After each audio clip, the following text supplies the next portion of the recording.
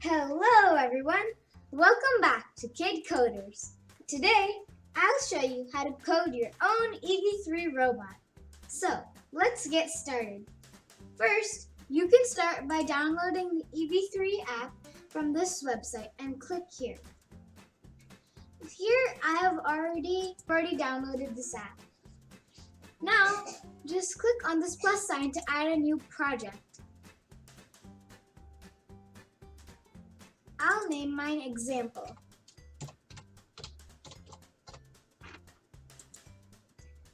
So let's code.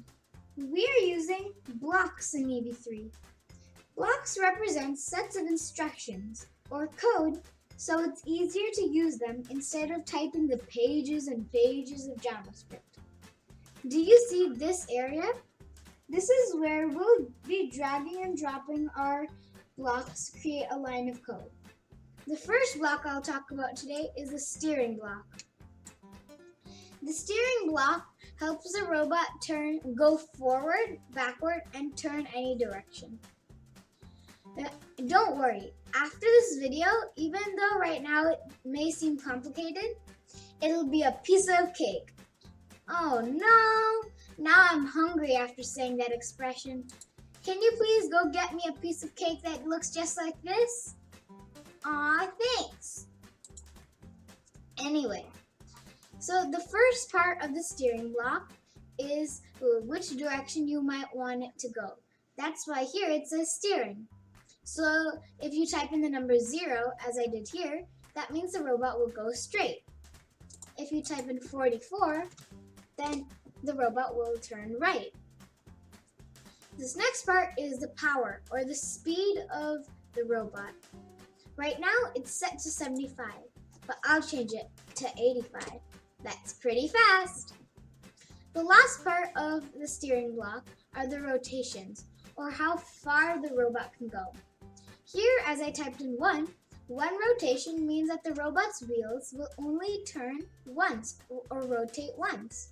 I'll change it to 5. Well, if you don't know how many rotations you want your robot to turn, there are many other options you have. You can click on this drop-down box and go to seconds, meaning how long you want the robot to move forward. You can change it to 5 seconds. This means that you want the robot to move for 5 seconds. The last option you have are the degrees. Here, if you want to turn right, you can say that I want to turn right 90 degrees. If you want to turn left, you can always do minus 90 degrees, because that's the opposite. Well, I'll stick to rotations, as I like that best. Well, now that you know how to code your first block, you must be thinking, what? I've coded it, how can I transfer it to my robot? It's pretty simple. You can move your cursor to this bottom right-hand corner of the screen and click the download button right here. Well, it's not clicking. Now my computer's not working. OMG. Well, here it says no brick connected. That's your solution. It means that the USB wire that is supposed to connect from your robot to the computer is not connected. This wire is important because it helps all of the code and all the information on your screen transferred to the brick or the main block. If you've already connected it and solved your problem, you must click the download button again and click start. Still not working. Now what have I done wrong? Well, guess what? We forgot something. Over here on the top right-hand corner of our block, it says ports, B plus C. Ports are different parts of your main block which are supposed to connect wires to any motor or sensor. Here, if it's connected to B plus C, that means the wires that connect to B and C also connect to the large motors, which make the wheels move and gets the robot to move forward. If you watched my previous video, I changed it to A plus D. So we better do that so that the robot will work. This is a really important part of coding because, for example, if I say, well, I want to shake someone's hand, and then my brain sends the message to my leg. That way I'd be shaking my leg and doing the tango. That would be awesome, but not really what I wanted.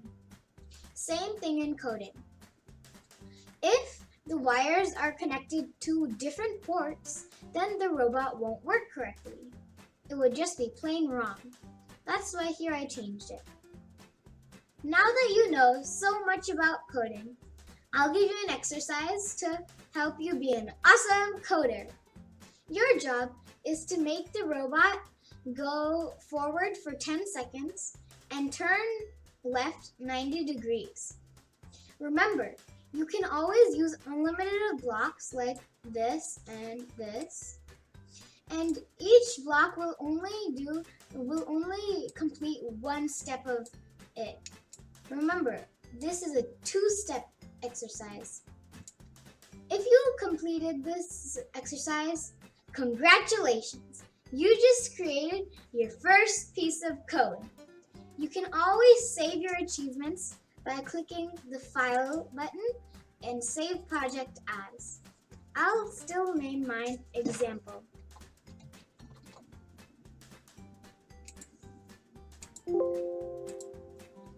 Thank you for listening, and I hope you keep coding. Thank you!